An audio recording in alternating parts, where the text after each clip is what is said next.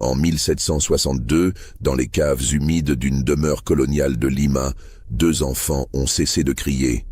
Leur propre cri, pour toujours. Inscrivez-vous à la chaîne et dites-moi en commentaire de quelle ville vous nous écoutez. Car cette histoire que je vais vous raconter aujourd'hui, elle pourrait avoir eu lieu n'importe où, à n'importe quelle époque, dès lors que l'ambition humaine dépasse les limites de la morale. Lima, capitale du vice-royaume du Pérou, rayonne en cette année 1762 d'une splendeur coloniale qui masque bien des secrets. Les maisons de pierre blanche, aux balcons de bois sculptés, s'élèvent le long des rues pavées, abritant les familles les plus influentes de l'Empire espagnol en Amérique du Sud. Dans le quartier de San Lázaro, où résident les médecins, les lettrés et les hauts fonctionnaires vice-royaux, se dresse une demeure particulièrement imposante, celle de la famille Delgado. Don Fernando Delgado de Santa Maria, médecin royal diplômé de l'université de Salamanque, jouit d'une réputation sans égale dans tout le vice-royaume. Sa clientèle comprend le vice-roi lui-même, les membres de l'Audiencia, les riches commerçants du Callao et même certains dignitaires ecclésiastiques. Âgé de 43 ans en cette année 1762, cet homme au visage anguleux et aux yeux perçants incarne parfaitement l'idéal du savant des Lumières naissantes. Érudit, méticuleux et animé d'une soif de connaissance qui ne connaît apparemment aucune limite.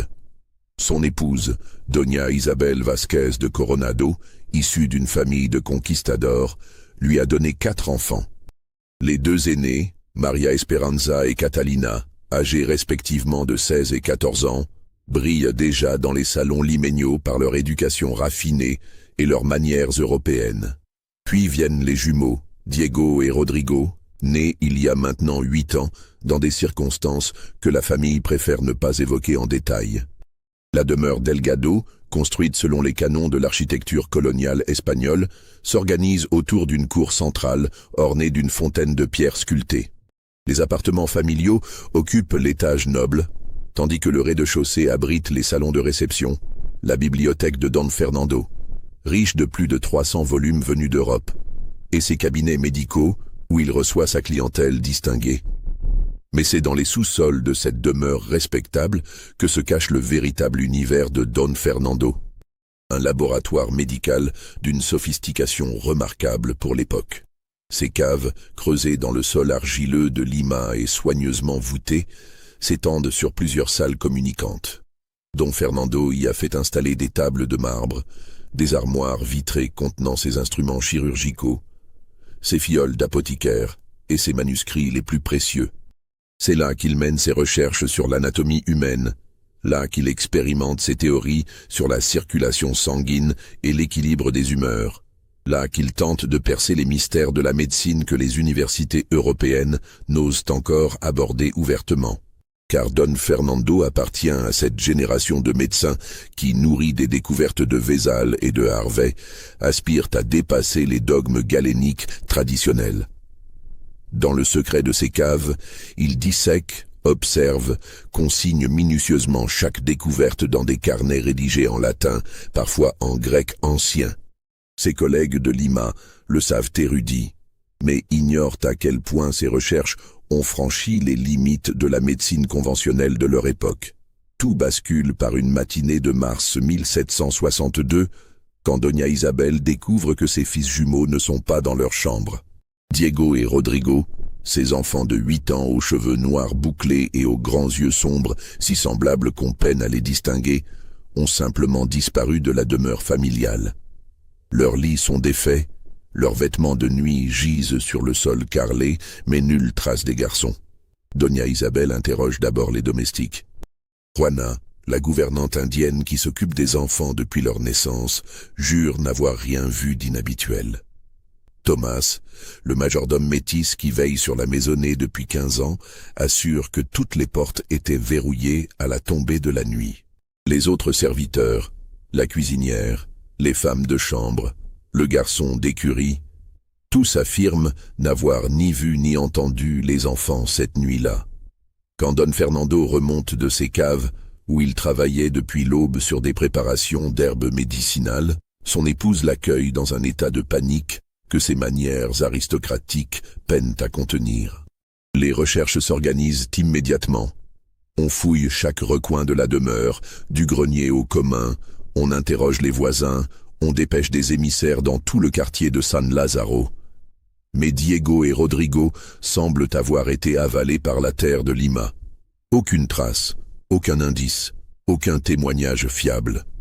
Les autorités vice-royales, alertées par le statut social éminent de Don Fernando, diligentent une enquête officielle. L'alcalde mayor en personne se déplace, accompagné de ses alguazils et d'un greffier qui consigne minutieusement chaque déclaration. C'est lors de cette enquête officielle qu'émergent les premiers détails troublants. Plusieurs témoins affirment avoir entendu dans les nuits précédant la disparition des bruits étranges émanant de la demeure Delgado. Des gémissements, disent certains. Des cris étouffés, précisent d'autres. Mais quand on interroge la famille et les domestiques, tous nient avoir perçu quoi que ce soit d'anormal. Plus troublant encore, Don Fernando semble curieusement détaché de l'enquête. Cet homme habituellement si précis, si méticuleux dans ses propos, donne des réponses évasives quand on l'interroge sur les habitudes de ses fils, sur leurs relations avec les autres membres de la famille, sur les circonstances exactes de leur disparition. Il affirme avoir passé la nuit en question dans son laboratoire souterrain, absorbé par des recherches importantes qu'il ne peut détailler sans violer le secret médical de certains patients. L'enquête officielle piétine. Au bout de 3 semaines, faute d'éléments nouveaux, elle est officiellement close. Dans son rapport final, l'alcalde mayor évoque la possibilité d'un enlèvement crapuleux, bien que nulle demande de rançon n'ait jamais été formulée, ou celle d'une fugue enfantine qui aurait mal tourné. Les jumeaux Delgado sont portés disparus et la vie reprend son cours dans le quartier de San Lázaro.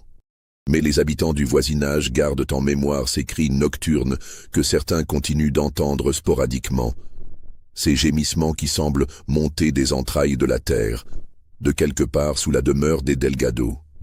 Les mois qui suivent la disparition des jumeaux voient s'installer dans la demeure Delgado une atmosphère pesante que les apparences ne parviennent plus tout à fait à dissimuler.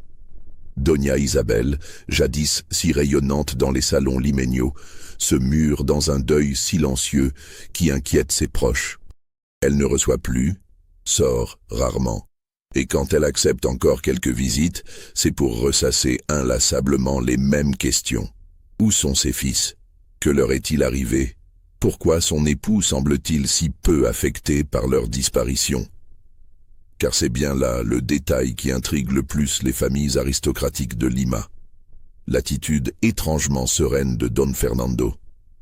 Certes, il a fait dire des messes pour le repos de l'âme de ses fils, comme si leur mort ne faisait aucun doute, mais il continue de recevoir ses patients, de mener ses recherches, de participer aux réunions savantes organisées par l'université San Marcos. Certains y voient la force d'âme d'un homme éclairé qui refuse de se laisser abattre par le malheur. D'autres, plus soupçonneux, y décèlent une indifférence troublante. Les domestiques de la maison, eux, commencent à parler entre eux de détails qui, pris isolément, sembleraient anodins, mais qui, assemblés, composent un tableau inquiétant.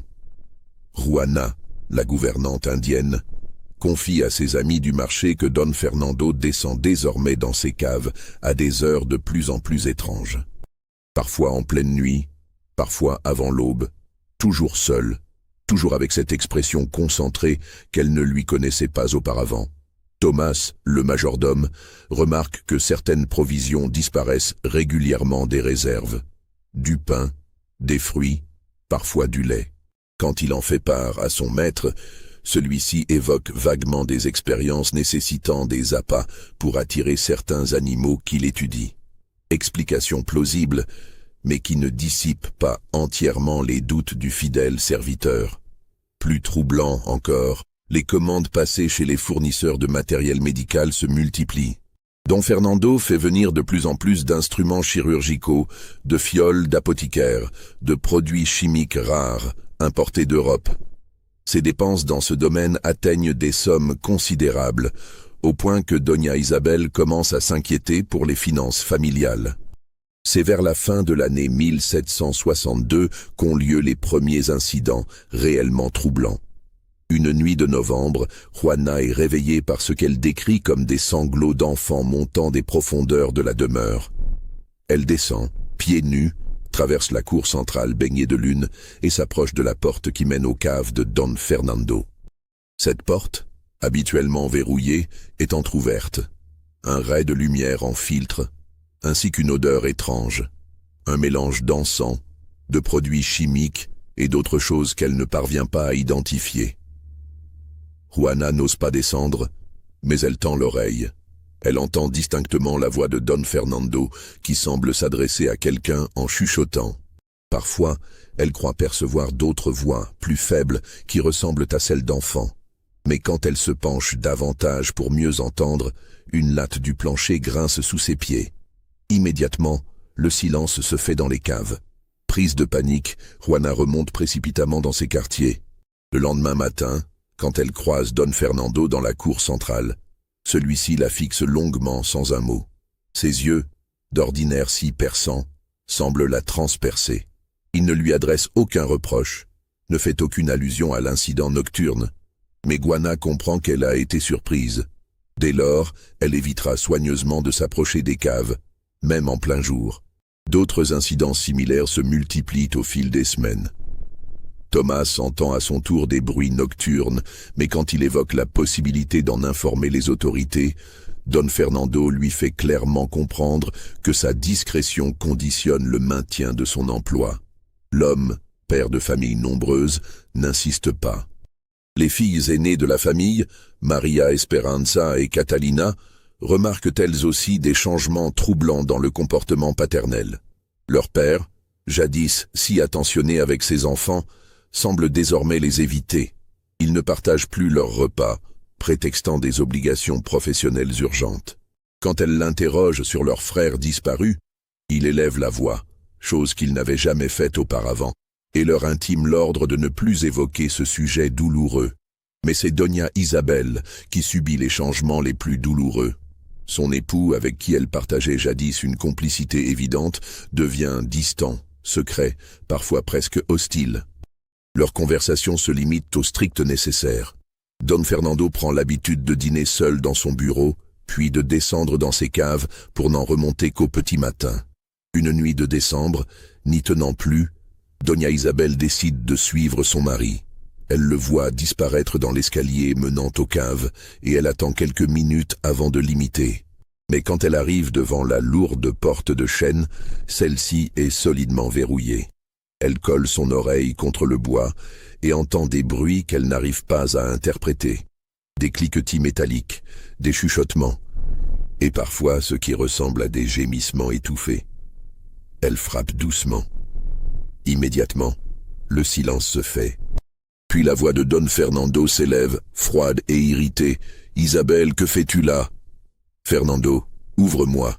Nous devons parler. Retourne dans ta chambre. Je travaille. »« À quoi travailles-tu, Fernando ? Et ces bruits que j'entends ? » ?»« Tu n'entends rien, Isabelle. Tu es fatiguée. Monte te reposer. » Le ton ne souffre aucune réplique. Doña Isabel remonte, mais elle a définitivement perdu confiance en l'homme qu'elle a épousé. Quelque chose se trame dans les profondeurs de sa propre demeure, quelque chose qui touche peut-être au sort de ses fils disparus. Si vous ressentez déjà des frissons en écoutant cette histoire, n'hésitez pas à liker cette vidéo et à nous dire en commentaire ce que vous pensez qu'il se passe réellement dans les caves de Don Fernando. L'année 1763 s'ouvre sur une série d'événements qui vont progressivement éclairer d'un jour sinistre les activités souterraines de Don Fernando Delgado. Le premier indice tangible émerge de manière tout à fait fortuite quand un tremblement de terre mineur, fréquent dans cette région andine, lézarde une des cloisons de la cave principale.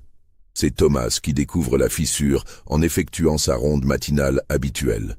Intrigué par cette ouverture qui laisse filtrer un courant d'air froid, il approche une chandelle et distingue dans l'obscurité ce qui semble être une seconde cave, plus petite, dont l'existence était dissimulée par un mur factice. Cette découverte le bouleverse. En 15 années de service chez les Delgado, jamais il n'avait soupçonné l'existence de cette pièce secrète. Le majordome hésite longuement avant d'informer son maître de cette découverte.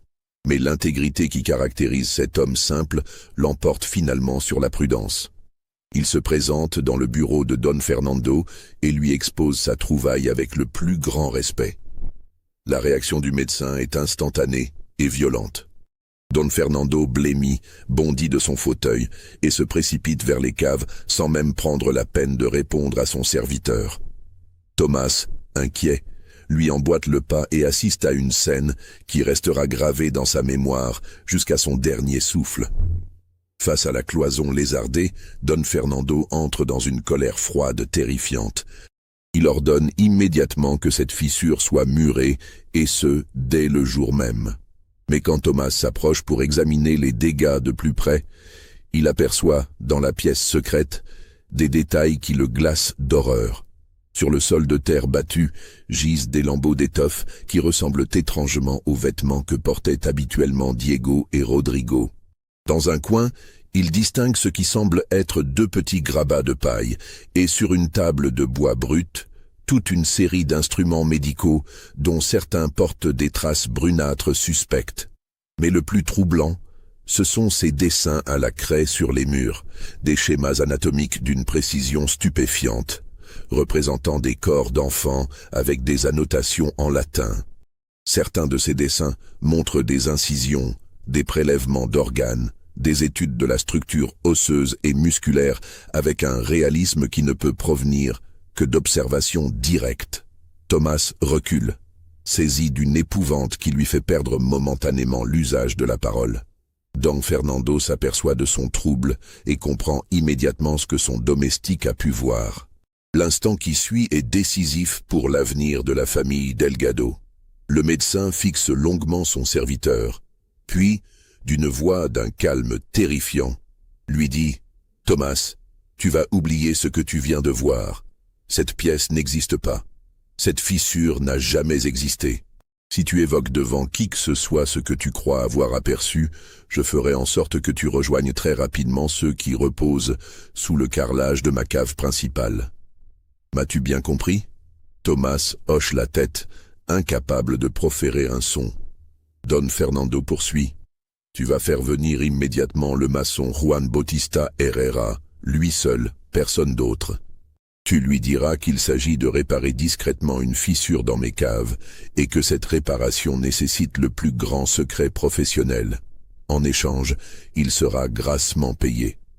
S'il pose des questions, tu répondras que je mène des expériences délicates pour le compte du vice-roi et que la discrétion est vitale pour la sécurité du royaume. » Le maçon Herrera, homme de confiance depuis des années, effectue les réparations dans la journée même. Mais lui aussi, malgré les consignes de secret, ne peut s'empêcher de remarquer des détails troublants. L'odeur qui règne dans ces caves, notamment, un mélange de mort et de produits chimiques qui lui soulève le cœur. Les taches sombres sur le carrelage, qu'aucun nettoyage ne semble pouvoir faire disparaître. Et surtout, cette impression persistante d'être observé par des yeux invisibles, comme si les murs eux-mêmes recelaient des secrets innommables. Quand Herrera achève son travail, Don Fernando l'accompagne personnellement jusqu'à la sortie et lui remet une bourse d'or d'une générosité inhabituelle.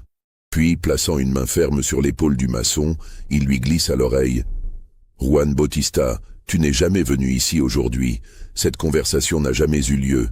Si quelqu'un t'interroge sur les travaux que tu as pu effectuer chez moi, tu répondras que tu n'as réparé qu'une simple canalisation défaillante. Ta famille et toi, vous dépendez de la discrétion que tu sauras montrer. Je me fais bien comprendre ?»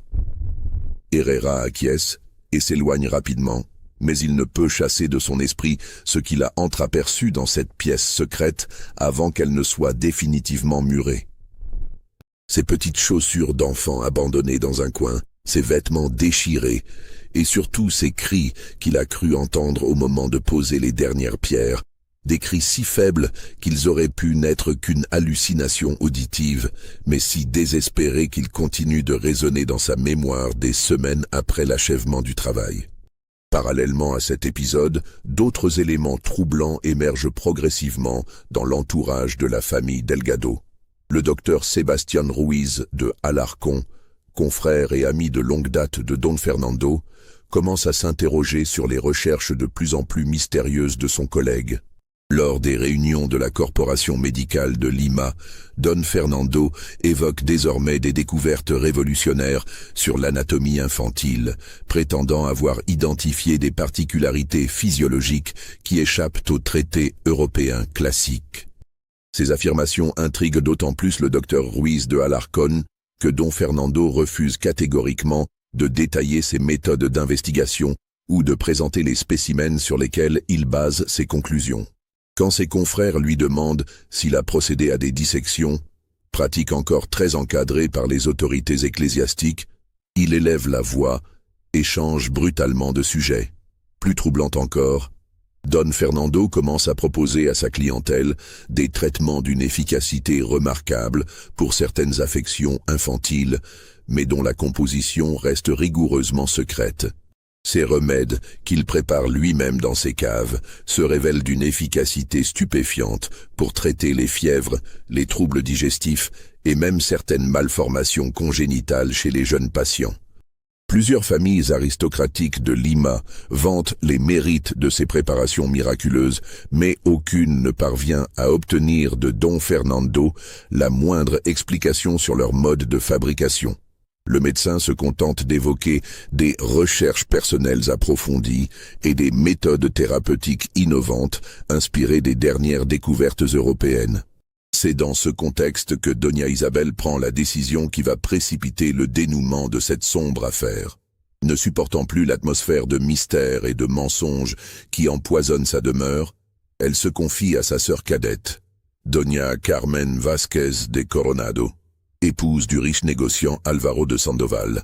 Cette conversation entre les deux femmes a lieu un après-midi de février 1763 dans les jardins de la demeure Sandoval, loin des oreilles indiscrètes. Doña Isabel évoque ses soupçons croissants concernant les activités nocturnes de son époux, ses craintes au sujet du sort réel de ses fils jumeaux et cette certitude grandissante que Don Fernando lui cache quelque chose de terrible. Doña Carmen, femme pragmatique et déterminée, décide de mener sa propre enquête. Elle commence par interroger discrètement les domestiques des familles voisines, recoupant les témoignages sur les bruits nocturnes émanant de la demeure Delgado. Elle fait également appel à ses relations dans l'administration vice-royale pour consulter le dossier officiel de la disparition des jumeaux. C'est en épluchant ce dossier qu'elle découvre un détail que l'enquête initiale avait négligé. Dans les semaines précédant la disparition de Diego et Rodrigo, Don Fernando avait multiplié les commandes de matériel médical auprès des importateurs du Callao. Mais plus troublant encore, il avait également acquis plusieurs ouvrages interdits sur l'anatomie humaine, des traités clandestins qui circulaient sous le manteau et que l'Inquisition considérait comme dangereux pour la foi catholique. Parmi ces ouvrages figure notamment le De Humani Corporis Fabrica de Vézal, mais aussi des manuscrits plus récents et plus controversés, évoquant la possibilité d'expériences médicales sur des sujets vivants. Ces textes, rédigés par des médecins européens aux méthodes douteuses, suggèrent que certaines découvertes anatomiques ne peuvent être réalisées que par l'observation directe de patients conscients pendant l'intervention chirurgicale. La lecture de ces éléments glace le sang de Doña Carmen, qui commence à entrevoir la véritable nature des recherches menées par son beau-frère. Mais elle ne mesure pas encore l'ampleur de l'horreur qui se déroule sous les fondations de la demeure familiale. Le mois de mars 1763 marque un tournant décisif dans cette sombre affaire. Doña Carmen de Sandoval, déterminée à percer le mystère des activités de son beau-frère, décide de passer à l'action. Elle échafaude un plan minutieux pour pénétrer dans les caves de Don Fernando et découvrir enfin la vérité sur le sort des jumeaux disparus. Profitant d'une absence temporaire de Don Fernando, parti pour 3 jours au Callao, superviser l'arrivée d'un navire transportant du matériel médical en provenance d'Europe, Doña Carmen se rend chez sa sœur Isabelle sous prétexte d'une visite de courtoisie. Mais son véritable objectif est de convaincre Thomas, le majordome, de l'accompagner dans une exploration clandestine des caves familiales. La persuasion s'avère plus difficile que prévu. Thomas, terrorisé par les menaces de son maître, refuse catégoriquement d'ouvrir les caves en l'absence de Don Fernando. Il évoque les consignes strictes qui lui ont été données, la nécessité de préserver les expériences scientifiques en cours, les risques que pourraient représenter certains produits chimiques pour des personnes non initiées. Mais Doña Carmen dispose d'un argument de poids. Elle menace de révéler aux autorités vice-royales ce qu'elle a déjà découvert sur les commandes suspectes de Don Fernando et d'impliquer Thomas dans une éventuelle complicité passive. Face à ce chantage, et rongé par sa propre curiosité concernant les secrets de son maître, le majordome finit par céder. La descente aux caves a lieu en fin d'après-midi, quand les derniers rayons de soleil pénètrent encore par les soupiraux de la demeure. Doña Carmen suit Thomas dans l'escalier de pierre humide, le cœur battant, pressentant qu'elle va découvrir quelque chose qui changera à jamais sa vision de la famille Delgado. Les caves principales ne révèlent d'abord rien d'anormal. Table de travail soigneusement rangée, armoires vitrées contenant flacons et instruments, manuscrits médicaux reliés de cuir. L'odeur qui règne dans ces lieux, mélange d'herbes séchées, de produits chimiques et d'humidité, reste dans les limites du supportable. Doña Carmen commence à se demander si ses soupçons n'étaient pas le produit d'une imagination échauffée par l'inquiétude.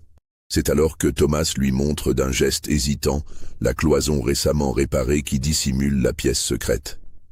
Il évoque à voix basse ce qu'il a entrevu lors de sa découverte fortuite. Les vêtements d'enfants, les grabats, les dessins anatomiques sur les murs. Doña Carmen l'écoute avec une horreur croissante, mais elle veut voir de ses propres yeux.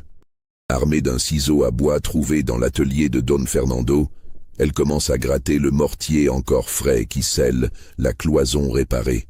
Thomas tente de l'en dissuader, évoquant les terribles représailles qu'ils encourent tous les deux, mais la détermination de la jeune femme l'emporte sur la prudence.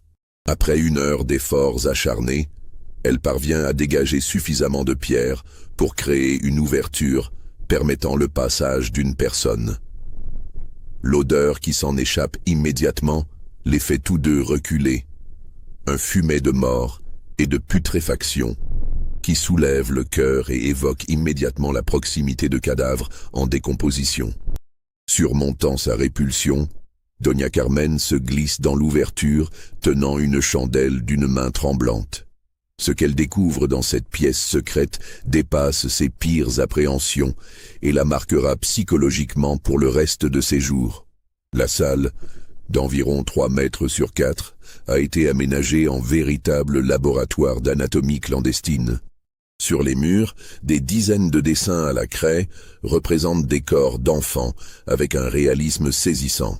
Écorchés, disséqués, annotés en latin avec une précision scientifique glaçante. Mais ce ne sont pas des études théoriques. Chaque détail, chaque proportion, chaque particularité anatomique révèle une observation directe, méthodique, répétée. Dans un angle de la pièce, 2 grabats de paille souillée portent encore les traces d'une occupation récente. Des chaînes de fer, fixées au mur par des anneaux scellés dans la pierre, pendent vers le sol. Leur longueur correspond exactement à la taille d'enfants de 8 ans. Les liens de cuir qui les terminaient ont été coupés, mais des traces brunâtres sur le métal témoignent de leur usage prolongé. Sur une table de bois brut, soigneusement alignée, s'étalent les instruments de l'horreur, scalpels de différentes tailles, sondes, pinces, aiguilles chirurgicales, et même des instruments de contention spécialement conçus pour immobiliser des membres d'enfants. Tous portent des traces de sang séché que nul nettoyage n'a pu faire disparaître complètement. Mais le plus abominable reste à découvrir.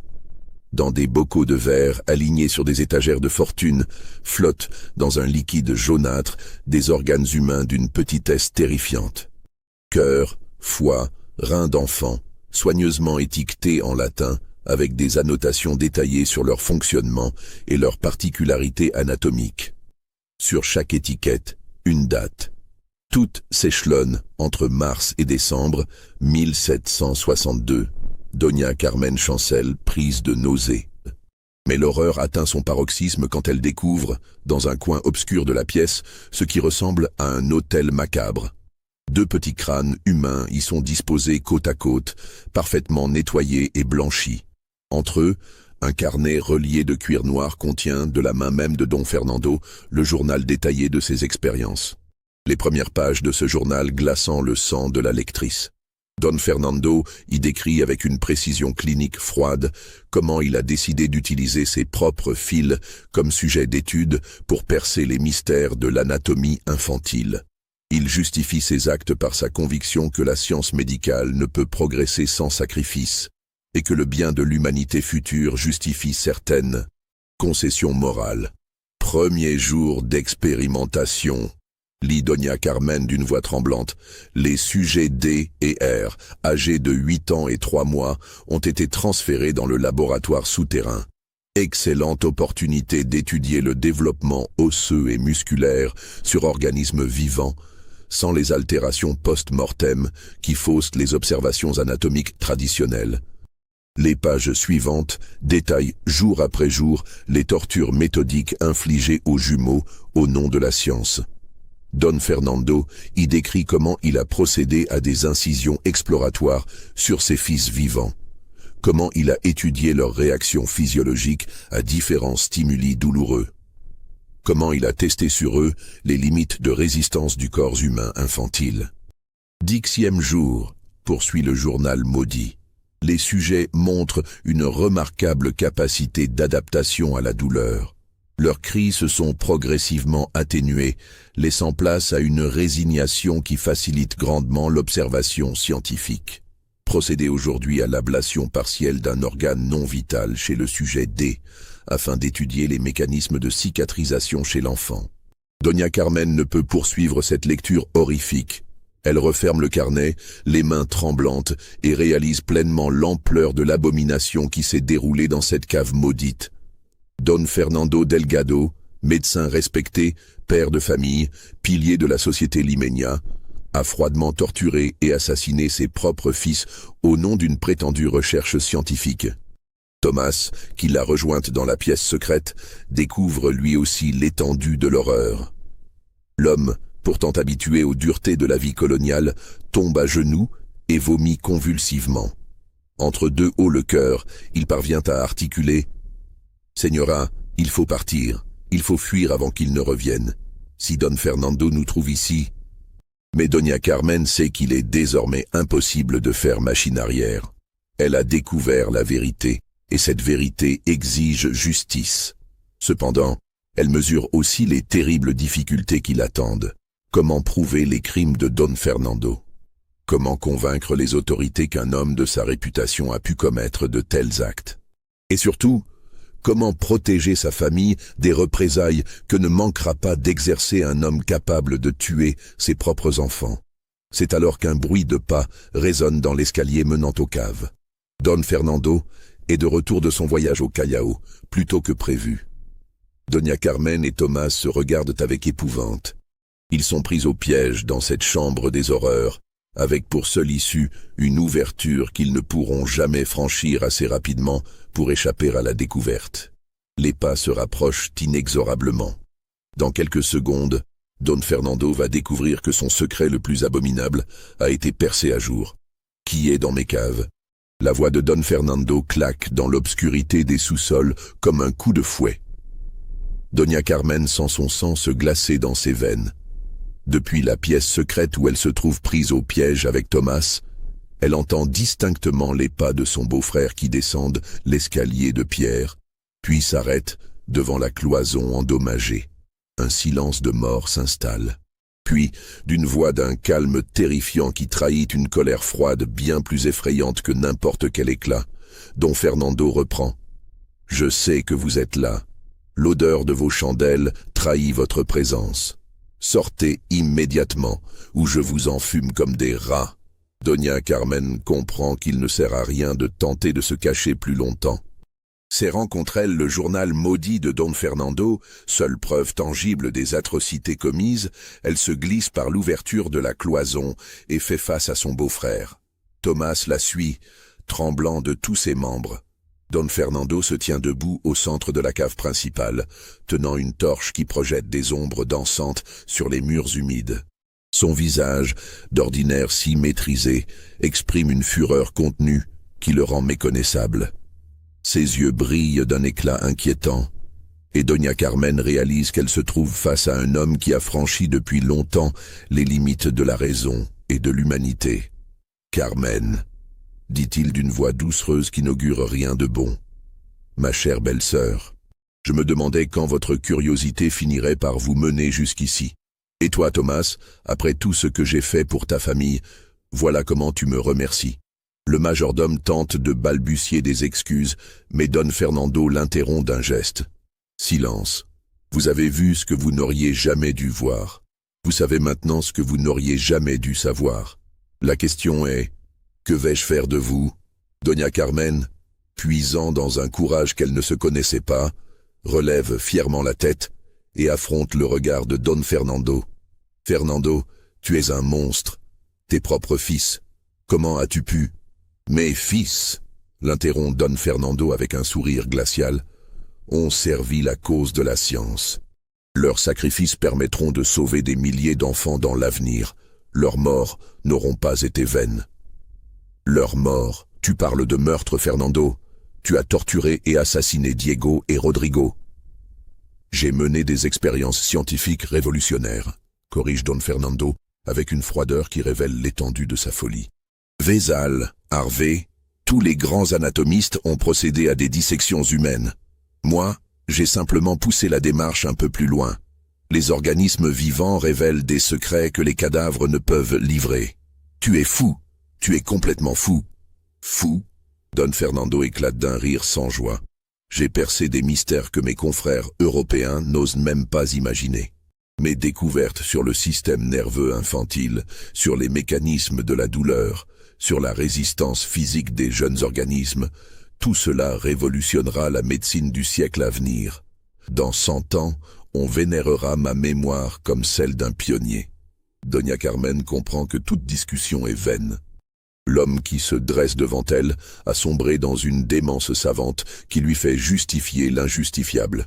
Elle serre plus fort contre elle le journal compromettant et tente de calculer ses chances d'atteindre l'escalier pour s'enfuir. Mais Don Fernando anticipe ses intentions. N'y pensez même pas, Carmen, vous ne sortirez pas vivante de ces caves, ni vous, ni Thomas. Vous avez violé mon laboratoire, profané mes recherches, vous devez payer. Isabelle sait que je suis ici, ment Doña Carmen avec aplomb. Si je ne rentre pas ce soir, elle préviendra immédiatement les autorités. Isabelle, répète Don Fernando en secouant la tête avec tristesse.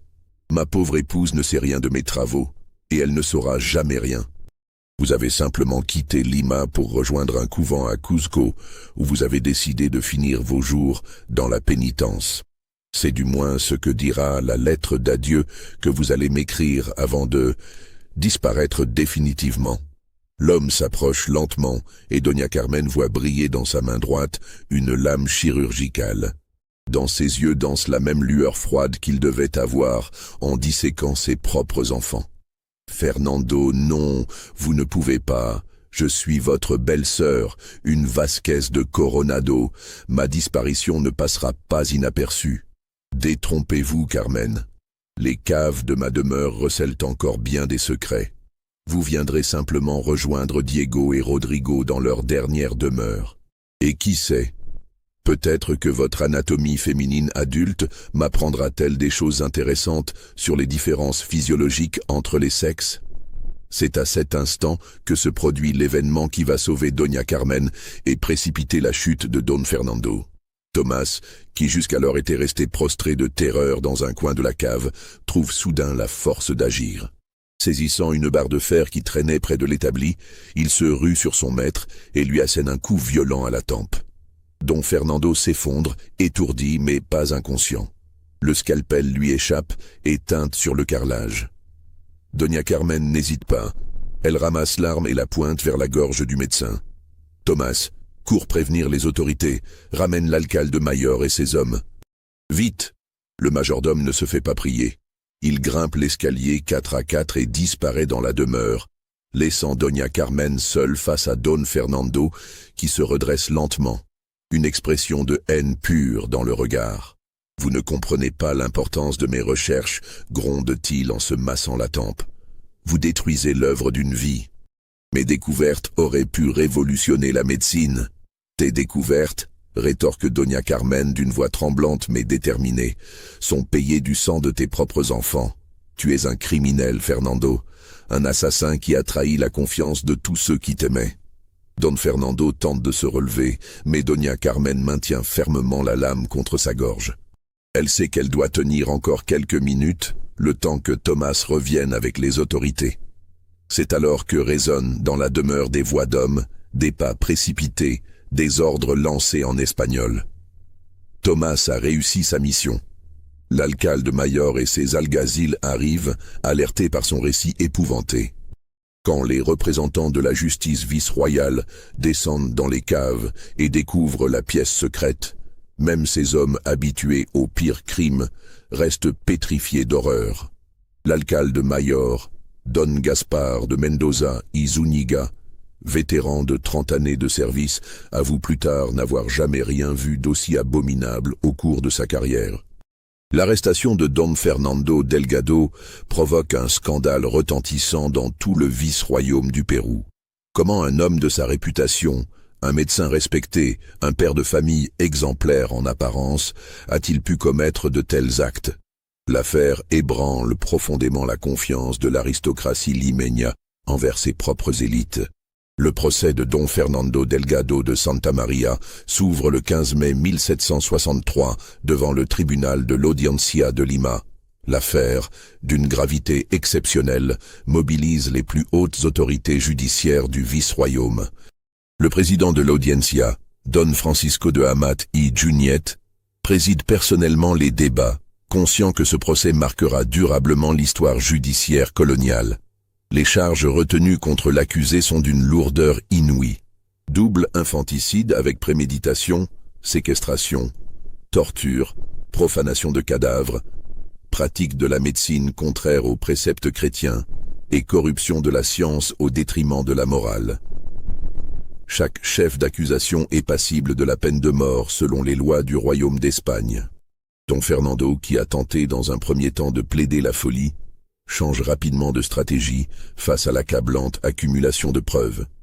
Son journal personnel, les instruments de torture retrouvés dans sa cave secrète, les témoignages concordants de Doña Carmen et de Thomas, les restes humains identifiés comme appartenant à ses fils, tout concourt à établir sa culpabilité de manière irréfutable.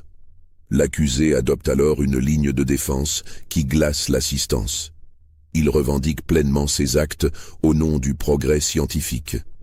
Dans une longue déclaration qui résonne encore aujourd'hui comme l'un des témoignages les plus troublants de l'histoire judiciaire péruvienne, Don Fernando explique ses motivations avec une froideur clinique qui révèle l'étendue de sa perversion mentale. « Messieurs les juges, déclare-t-il d'une voix ferme, je n'ai fait qu'appliquer les méthodes scientifiques les plus avancées de notre époque à l'étude de l'anatomie humaine. Mes recherches ont permis de découvrir des particularités physiologiques inconnues jusque-là, et ces découvertes serviront l'humanité future. Si j'ai choisi mes propres fils comme sujet d'étude, c'est par rigueur scientifique, qui mieux qu'un père peut observer avec précision et objectivité les réactions de ses enfants. Cette déclaration provoque un tollé dans la salle d'audience. Plusieurs témoins quittent les débats, incapables de supporter davantage les justifications délirantes de l'accusé. Doña Isabel, qui avait jusqu'alors gardé l'espoir secret que son époux puisse être innocenté, s'effondre en sanglots et doit être évacuée de la salle. Le procès révèle progressivement l'ampleur des crimes de Don Fernando. Les enquêteurs découvrent que ces expériences macabres ne se limitaient pas à ses propres fils. Plusieurs autres enfants de familles modestes ont mystérieusement disparu dans le quartier de San Lázaro au cours des 2 dernières années, et leurs signalements correspondent aux descriptions contenues dans les notes de laboratoire du médecin. Il apparaît également que Don Fernando entretenait une correspondance secrète avec certains médecins européens aux méthodes douteuses, échangeant avec eux des informations sur leurs expériences respectives. Cette correspondance, saisie lors de la perquisition de sa demeure, révèle l'existence d'un réseau international de praticiens qui dévoient leur serment d'Hippocrate au profit d'une science sans conscience. Mais la révélation la plus troublante concerne l'usage que Don Fernando faisait de ses découvertes anatomiques. Les remèdes miraculeux qu'il proposait à sa clientèle aristocratique étaient en réalité préparés à partir d'organes prélevés sur ses victimes. Ces préparations, qu'il vendait à prix d'or comme des panacées universelles, contenaient littéralement la chair et le sang d'enfants torturés. Cette révélation provoque une vague de nausées collectives parmi les familles qui avaient eu recours au service de Don Fernando. Nombreuses sont celles qui réalisent avec horreur qu'elles ont fait administrer à leurs propres enfants des médicaments composés des restes de petites victimes innocentes. Le verdict tombe le 3 juillet 1763. Don Fernando Delgado de Santa Maria est reconnu coupable de tous les chefs d'accusation retenus contre lui. Il est condamné à être écartelé en place publique, puis brûlé vif selon la sentence réservée aux crimes les plus abominables. Ses biens sont confisqués au profit de la couronne et sa famille est bannie à perpétuité des territoires du vice-royaume. L'exécution a lieu le 15 août 1763 sur la Plaza Mayor de Lima, devant une foule immense venue assister au châtiment du monstre. Don Fernando monte à l'échafaud, avec un calme qui impressionne les témoins. Ses dernières paroles, rapportées par le greffier officiel, résonnent comme un testament de folie scientifique. Mes recherches survivront à ma mort. D'autres reprendront mon œuvre. La science n'a pas de limite morale quand il s'agit de servir l'humanité. Il meurt sans avoir exprimé le moindre remords pour ses victimes, sans avoir demandé pardon à sa famille détruite, sans avoir reconnu la monstruosité de ses actes. Jusqu'au bout, il reste convaincu d'avoir servi une cause supérieure qui justifiait tous les sacrifices. Doña Isabel, brisée par la découverte des crimes de son époux et par la honte qui s'abat sur sa famille, se retire dans un couvent de Cusco où elle finit ses jours dans la pénitence et la prière. Ses filles aînées, Maria Esperanza et Catalina, sont recueillies par des familles éloignées qui acceptent de leur donner de nouveaux noms pour effacer la souillure du patronyme Delgado. Thomas, le fidèle majordome dont le courage a permis de révéler la vérité, reçoit une pension du vice-roi en reconnaissance de ses services. Mais l'homme ne se remet jamais complètement de ce qu'il a découvert dans les caves de ses maîtres. Il développe une phobie des espaces souterrains et sursaute au moindre cri d'enfant jusqu'à sa mort, survenue 10 ans plus tard. Doña Carmen de Sandoval, héroïne involontaire de cette sombre affaire, garde toute sa vie le souvenir traumatisant de sa descente aux enfers. Elle consacre le reste de son existence à des œuvres charitables en faveur des enfants abandonnés, comme pour expier symboliquement les crimes qu'elle a contribué à révéler. La demeure Delgado est rasée sur ordre du vice-roi. À sa place, on édifie une chapelle dédiée aux âmes innocentes des enfants martyrs. Mais les Limeños évitent longtemps ce quartier, prétendant y entendre encore, les nuits de pleine lune, les cris des petites victimes de Don Fernando. Officiellement, l'affaire Delgado est close avec l'exécution du coupable.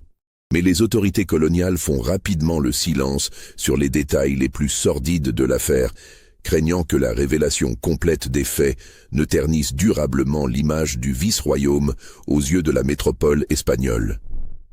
Les archives du procès sont scellées et déposées dans les caves de l'Audiencia, avec interdiction formelle de les consulter. Les témoins reçoivent l'ordre de ne plus évoquer publiquement les circonstances de l'affaire. Une chape de plomb s'abat progressivement sur cette tragédie qui s'efface peu à peu de la mémoire collective limeña. Pourtant, près de 3 siècles plus tard, certains documents oubliés dans les archives coloniales continuent de témoigner de cette abomination. Des chercheurs qui se penchent sur l'histoire médicale du Pérou colonial tombe parfois sur des références énigmatiques à un certain Don Fernando D et à ses expériences anatomiques controversées. Mais la plupart du temps, ils attribuent ces mentions à des légendes urbaines ou à des rumeurs sans fondement. Car qui pourrait croire qu'un père de famille respectable, un médecin diplômé de Salamanque, un pilier de la société coloniale, ait pu transformer les caves de sa demeure en laboratoire de torture? Qui pourrait imaginer que des jumeaux de 8 ans aient pu disparaître dans les profondeurs de leur propre maison familiale, victimes de la folie scientifique de leur propre père? Et pourtant, dans certaines archives poussiéreuses de Lima, dans certains manuscrits jaunis par le temps, l'écho de cette tragédie résonne encore. Il suffit de savoir où chercher, de connaître les bonnes références, de déchiffrer les codes utilisés par les greffiers de l'époque pour dissimuler les détails les plus troublants. Alors, en refermant ce dossier maudit, une question demeure. Cette histoire que je viens de vous raconter, est-elle vraiment le produit de l'imagination? Ou bien quelque part, dans les archives secrètes de l'ancien vice-royaume du Pérou, dormancent-ils encore les témoignages authentiques de cette abomination?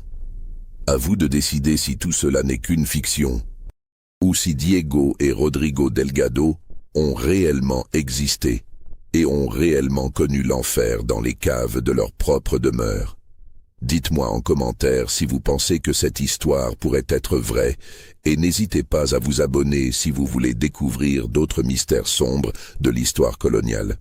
Car malheureusement, la réalité dépasse parfois la fiction dans l'horreur qu'elle peut receler. L'histoire est pleine de secrets inavouables.